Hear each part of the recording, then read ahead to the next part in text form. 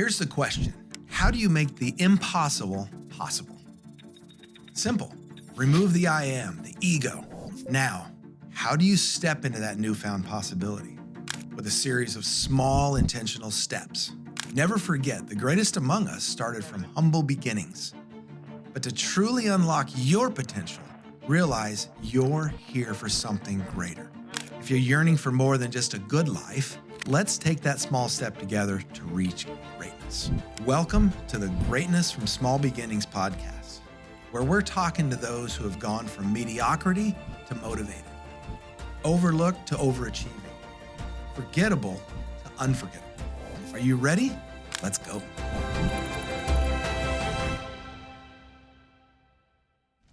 Hello, everybody. Another episode of Greatness from Small Beginnings podcast. I typically, or have been a lot more recently, interviewing somebody. This one I decided to do alone. I got this poster from this guy. He has a little bit of merchandise that I met about a year ago, and he's been doing some coaching with me.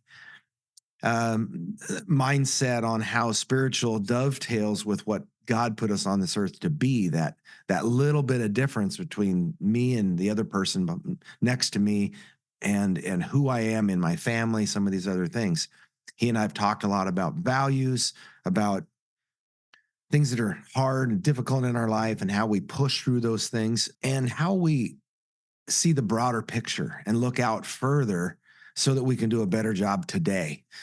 And that's so for me, that translates into, okay, what would I do if I could be great in this situation starting today, 5 years from now, 10 years from now? And then he's helped me begin to look out 75 and even close to 150 years. That's 8 or 10 generations down the line. Like, let's say 8. What would I do? What would I do today to ignite the grandchildren, great grandchildren of my future? So I've been thinking a lot about that. But part of the merch that that I saw on his site one time when I was looking is this poster called "Everything is Hard. Choose Your Heart." So those of you watching on YouTube today, I'm often going to be looking up to my right because I have the poster up on the wall, and I will read sections of this poster. And there's sometimes when we dig into a subject, sometimes we need to know the opposite of it so that we have a fuller version of what it is. And it's interesting that this poster has a list of over a dozen statements that actually compare one thing with another. So we're going to go through them, and I will stop here and there to talk and give some commentary on that. But the main thing is that we get the privilege as children of God, as children of God who loves liberty and freedom in our lives. He wants us to choose. He wants us to choose well, and he wants us to choose him. But he also gives us a freedom to do that, because if he didn't, what would that choice really mean? I think is perhaps some of the thinking behind that. So here we go. The first statement is, being your best is hard, but being your normal is hard.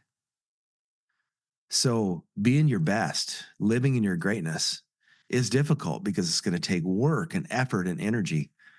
But being your normal, what normal is today, the average, the status quo, is also hard. Hard comes into your life.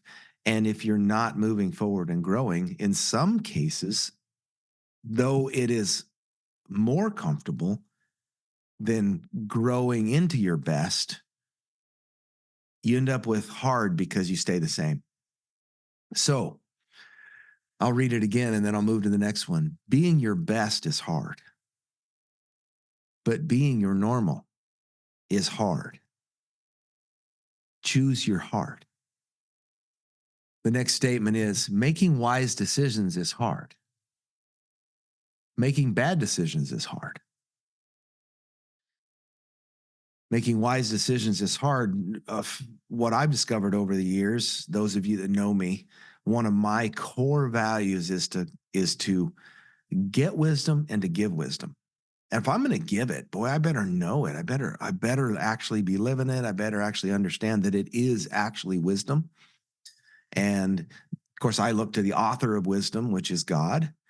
And I look to scripture and I look to people that are writing about that scripture to help me give a fuller version, a more full perspective on what that scripture means.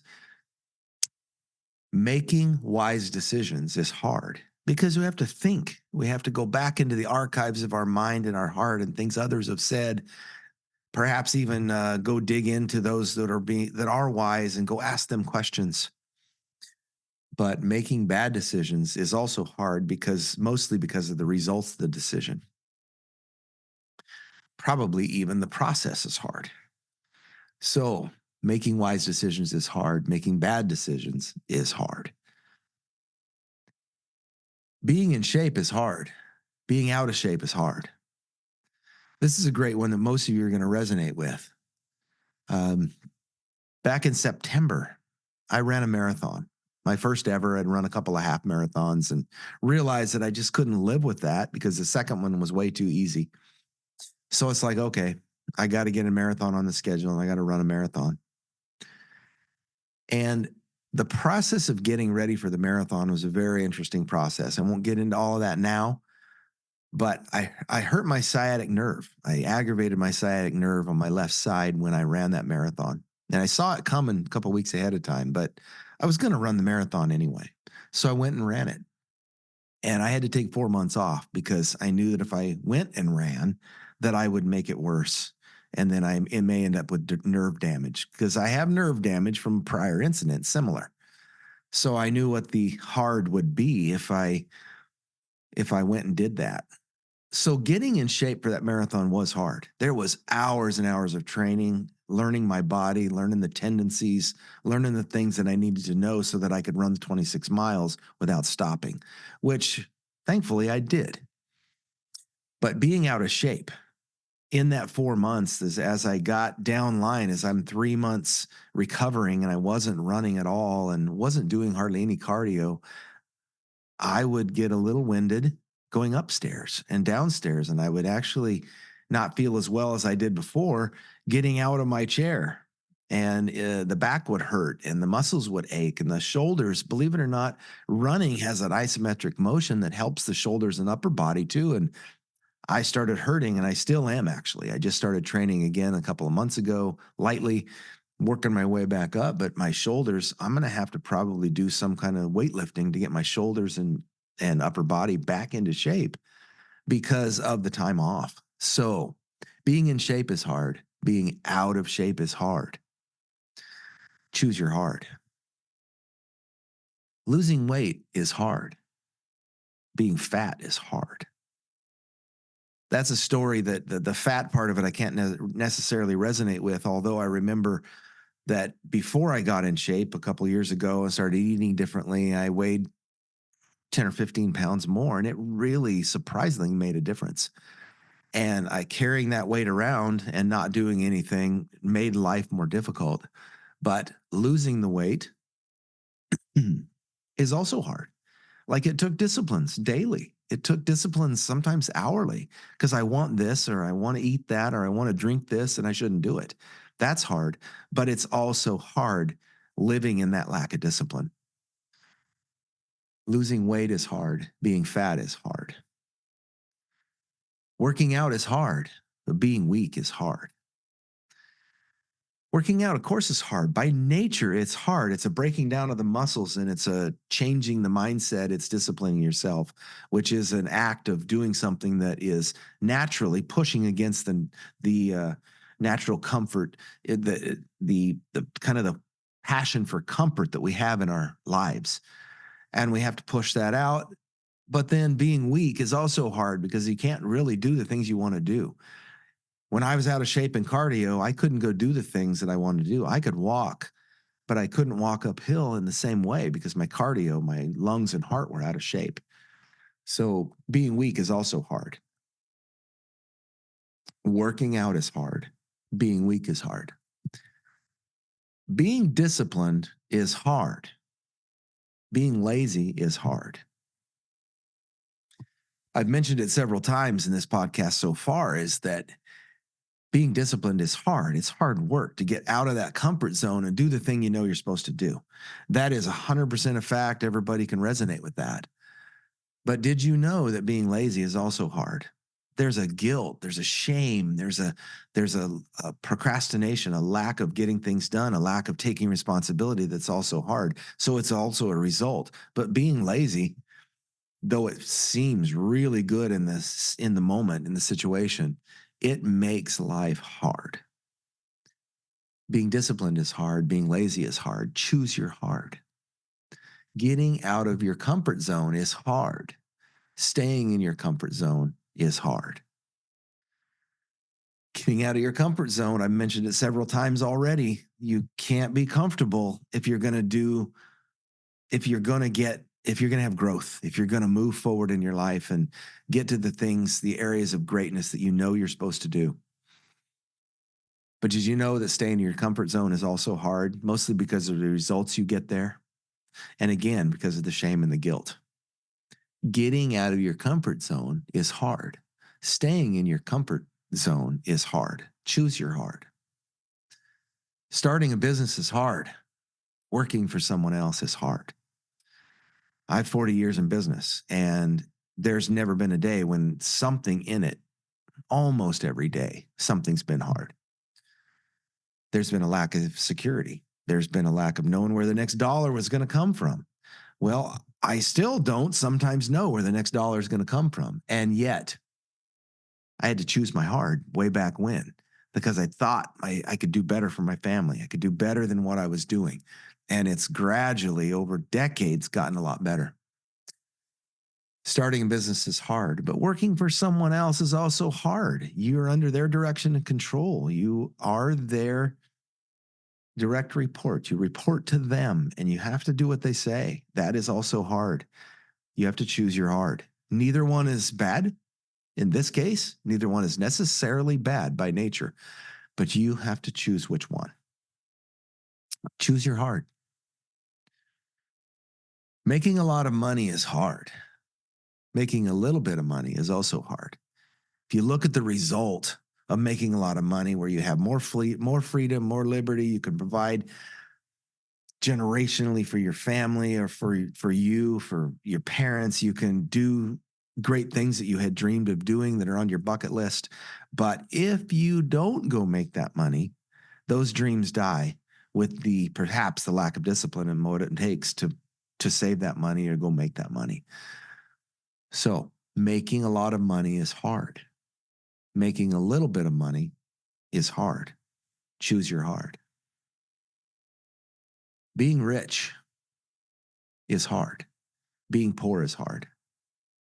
Most of us cannot resonate with rich because rich is probably beyond where we are now, even if we're doing okay with money. As most of the world would look at most of us, they would say we're rich. But you know what? Wherever we are on that line of what we think about what rich is, there's hard that's in there. That discipline it took to get there, that discipline it's going to take to manage it, that discipline it's take to move it one step forward, whether the number of zeros are what we want them to be or not, it's hard. But imagine having 100 times what you have now. It's a hard that none of us can even fathom, and probably in some ways don't even want. And yet being poor and concerned and worried and frustrated that there isn't freedom, there isn't liberty in the financial side of our life, that is very hard. Choose your hard. Make great relationships. Let's see, let me reread that. Having great relationships is hard. Having bad relationships is hard. That is really resonates with most of us, to be truthful. Most of us have great relationships in our life, and it took effort to get there. I don't have to go too deep into that. But having bad relationships, unreconciled conflict is a hard that is almost beyond the right words to describe it, and we often blame it on others. But the fact that it exists and that it is what it is in other people's lives, It is hard. It makes our lives, and it doesn't make anybody else suffer but us. It's like holding on to anger or bitterness only hurts us. It doesn't actually hurt the other person that we're angry or bitter at. This is similar to that. Having great relationships is hard. Having bad relationships is also hard. Choose your hard. Having friends is hard. Having no friends is hard. As we know, having deep friendship relationships takes effort. I just mentioned that. But having no friends that we have all felt at times in different spaces of our life, at least where we could actually resonate with somebody in the moment, those are hard moments. And I can't think of anybody that really wants that I've met at least. And so you have to choose that. Having friends is hard. Having no friends is hard. Choose your hard. Fighting for your marriage is hard. Divorce is hard. I've never experienced divorce. I have been through it in a couple family situations that are near me and then some that are further away. And in every situation, the person that I was speaking with could not listen to me. I may have had God's wisdom. And I'm not the common denominator here, and I'm not the one with all the wisdom, that is for sure. But those same people went to counseling, and it takes two people to mess that up. In some cases, the people were humble and teachable, and it still fell apart. And someone else chose them of ending the marriage where they couldn't fight for it anymore. But it just shows the difference between choosing your heart. So fighting for your marriage is hard, and we're supposed to fight. Divorce is hard, perhaps even harder. Choose your hard. Having a lot of things is hard. Having nothing is hard. Choose your hard. Having a lot of things, it does distract. It does take time. It does take effort to deal with all those things because they all take management of some kind, shape, or another. Perhaps we just get the thing and we insure it and it sits in the garage or sits in the shop. Let's say, for instance, a car, and we don't really drive it. And yet, if the gas doesn't get changed, it ruins the carburetor. So we have to deal with it. We have to maintain it. So having a lot of things is hard. It might be worth it. Having nothing is also hard because then you don't have resources. You don't have resources to help others. You don't have anything to pass along or anything to sustain yourself. So choose your hard. Living on purpose is hard. Living off purpose is hard.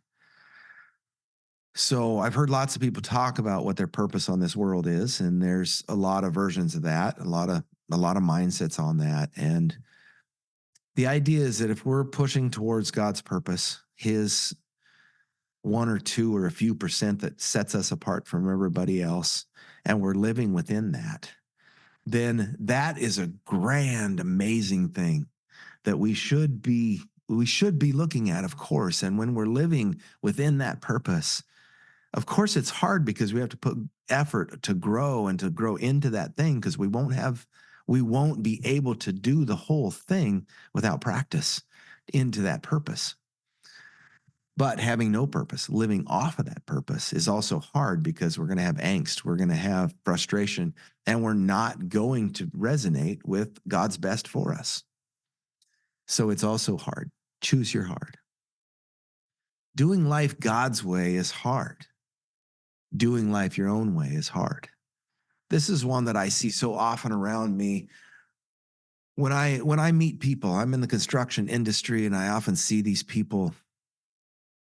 And though they say in some cases, a lot of people I meet are believers, and not all, of course, but they just don't do the systems and processes right. They don't see it right on how to do business, and I didn't for many years. So I know the difference between doing things my way and doing things the right way.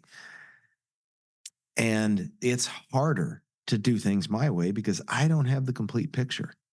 So let's turn that back to what this says. Doing life's God's way is hard because you have to put effort and discipline and energy into it, into first discovering and then learning how to obey and learning how to do things His way instead of your own. And you have to humble yourself and push the old man back, the old fleshly man that thinks about your passions more than it thinks about God and God's way of thinking and others.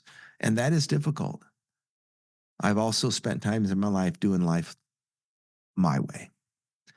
And the equation for how hard that is very difficult to even define. Believe me, if you haven't experienced it, it's easier to do life's God's way than it is doing life your own way. Both are hard, but it's better to do life God's way. Choose your hard. Everything is hard. Choose your hard is how the poster ends. It goes through those, what are they, 13 or 14 phrases, and it says, no matter which way you go, it's hard. Choose your hard, people. You have to choose it. I often, uh, I often choose to not do things. My father, bless his heart, he was a good dad, and he broke the bondage of fatherlessness in the prior to a couple of generations in his family for my sake and my brothers and sisters' sake, so that we could do a better job within our families and then energize the generations out in front of us. Thank God for my dad, but he was a master at procrastination. Now, where that comes from internally, psychologically, I won't get into, but in many ways, he chose the harder path because he procrastinated. He also taught me how. And he taught me that it's not only possible, but in many ways looked better, felt better in the time to procrastinate. He taught me how to do that. And I wish he hadn't. I'm not saying he was bad. He's certainly not. But the tendency is there in my life to put things off. Matter of fact, when I started this podcast, I remembered that I meant to send an email yesterday and I put it off for a moment and forgot about it until this morning. And that was silly. I shouldn't have done that. I should have sent that email because there's a timeline on what's behind that email. Someone else needs to order something because of my response to that email. And I need to get on it. So when I finish this podcast, I'm not going to procrastinate. I'm going to send the email. The idea is that everything is hard. There's hard in everything. There's a lot of joy and peace and fullness in the right things for us, that purpose, doing things God's way, doing things the way that energize our life and others. It's hard, but it's better. In light of that, the way I've ended every podcast so far is with a call to action. And the call to action is choose your hard. Go be great. You get to choose that. Go be great, people. All right. We'll see you on the next episode. Thank you for tuning in. Please subscribe. If you subscribe, you'll get reminders. That's what we want you to do. Then you'll watch them more often. And that just boosts the channel. And I would appreciate that very much. Of course, on Instagram, any other place you see the shorts and stuff that come out of these, please like them. And I appreciate that. And we'll see you on the next one.